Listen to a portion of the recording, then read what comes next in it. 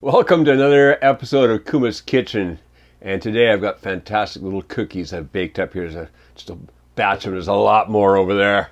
All right, do you remember last week we made the shortbread bars and there's cranberries in them, so I had a lot of leftover cranberries and I'm like, what should I make? Well, what I made was cranberry and chocolate chunk oatmeal cookies, and they are fantastic. There's just an absolutely perfect chewiness to the cookie. Then you got that chocolate in there, sweetness from the chocolate, little tart kick from the cranberries. Absolutely perfect. Let's go in the kitchen and make some of these right now.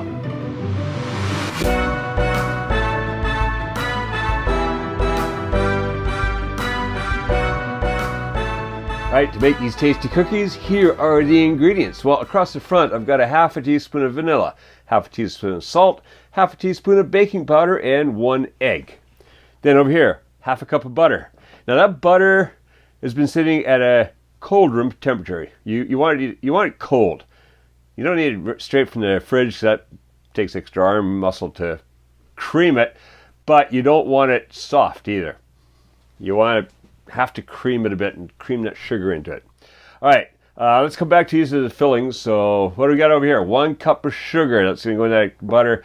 That is, again, my favorite unrefined cane sugar. Some kind of light brown sugar, whatever would be great. Brown sugar is good. I've used a couple different sugars in these cookies over the years, so really not critical. All right, across the back here, I've got 1 cup of oats, rolled oats. Now this is critical. There are sometimes oats that are more cut up, more smaller. You want these big flakes. You want the straight out rolled oats with big flakes in it, like that. Good stuff. That's going to give some texture to your cookies. 1 cup of flour. Now for the filling, what I've got here is 5 ounces or 140 grams of dark chocolate broken up into small chunks, as small as you can. Some of these are a little bit bigger, but it's not the easiest thing to break up by hand. Then over here, I've got a half a cup of chopped up dried cranberries, dried cranberries. All right, so first thing we're going to do, let's get some of these things off to the side, give me a little room, bring the bowl in here, going to get the butter into there, and we're going to cream that butter. So,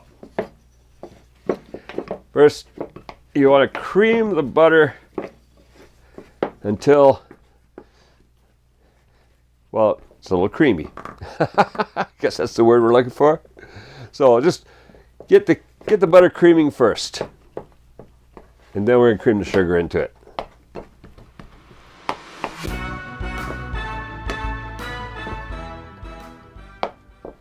All right, once you've got that butter creamed up a bit, you take the sugar and cream it into there. And that's going to take, let's just move these guys off to one side so I don't knock them over or something.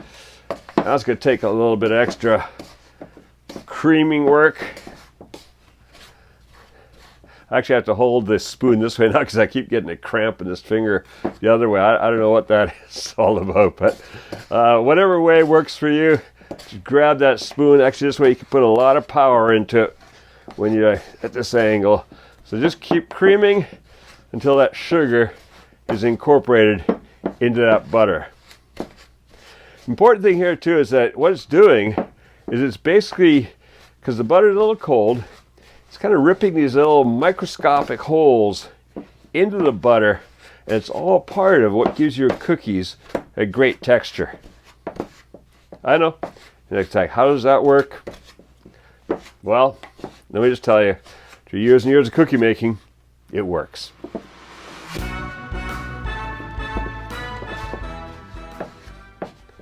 All right, so once you got that butter basically worked in, what do I do now?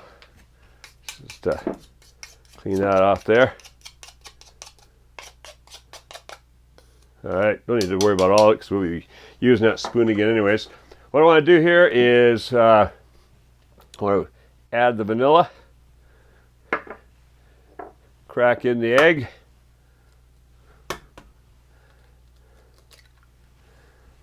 And then I'm bringing the electric mixer, beat up that egg and start working it into the other ingredients. I want to beat this for about 2-3 minutes until it's nice and smooth.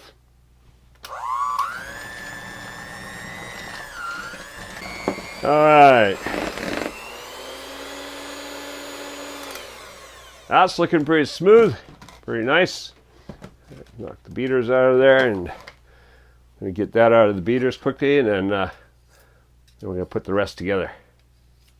All right, that's looking good. We got the majority off there anyways. The rest is for licking. Oh, that's good. Real good. A little bit on the counter here. Yeah, that's good too. All right. So what I do now is I've got the salt, and get in there. I got the salt, the baking powder. So in other words, the dry ingredients. I quickly mix them into the flour, like that.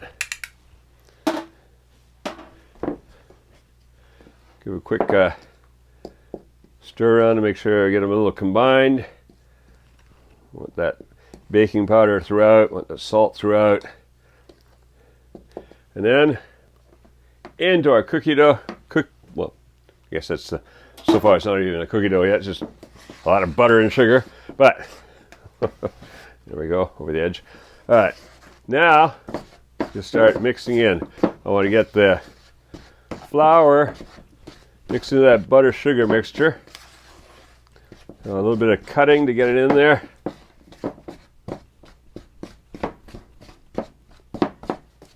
And it's going to start coming together.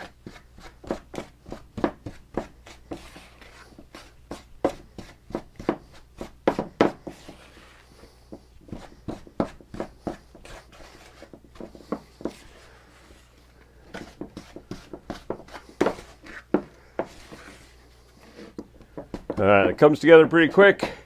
Now I can throw in the oats. I'm going to work them into there. Now it's going to be our cookie base.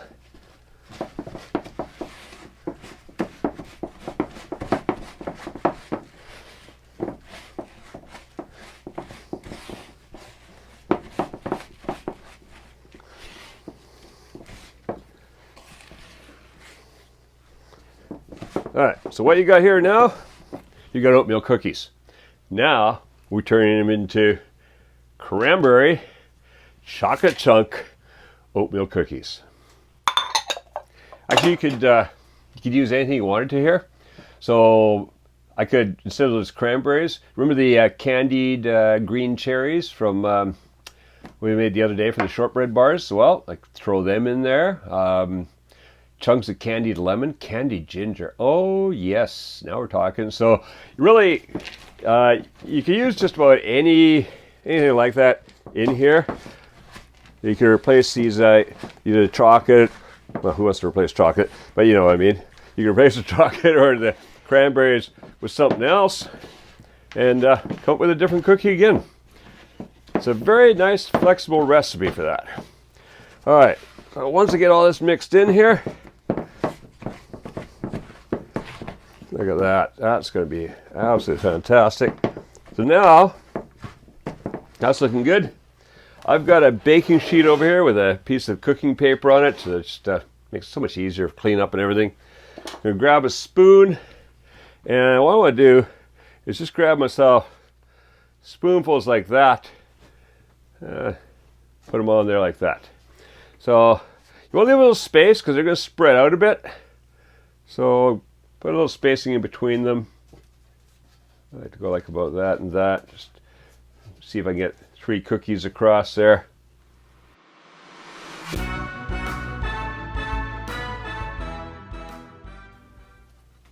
And there we go. We got our first dozen cookies ready to go. Just about ready to go. What we're going to do now is take a fork. I want to kind of flatten those down a bit to about 1/2 inch. Like that. Just anything that pushes out, just push it together a bit. You don't want your cookies falling apart on you totally. Let's just kind of give them a push like that. Alright, same with that one. Get that. Oh, see? Push it back together when that happens.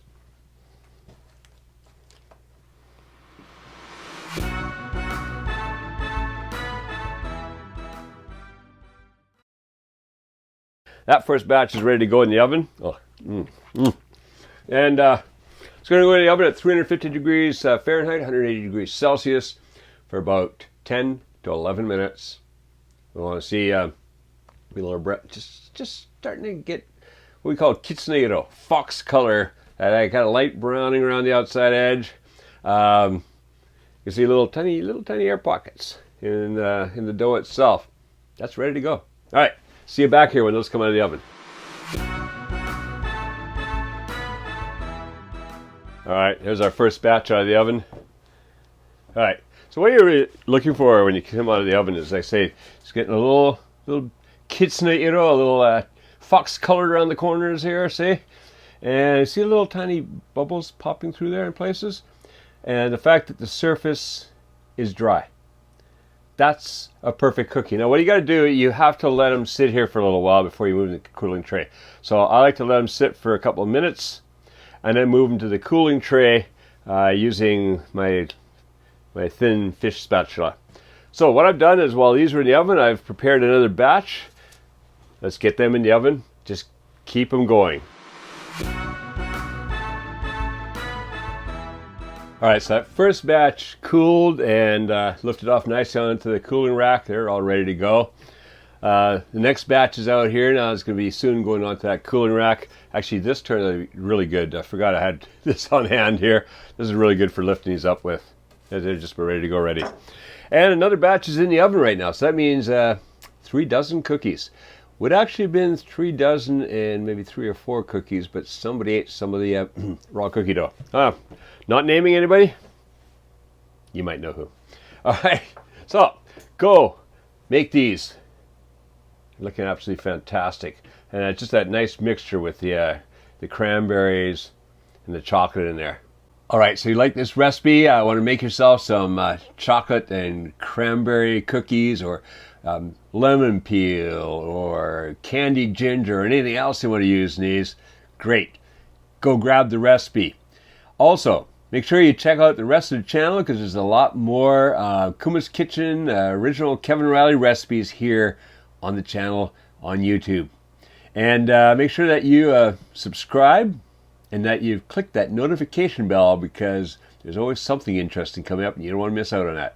All right, now go make these. Yeah, I got a bite. Oh, chewiness. Oh, that's perfect. Make these and make cooking fun again with Kuma's Kitchen.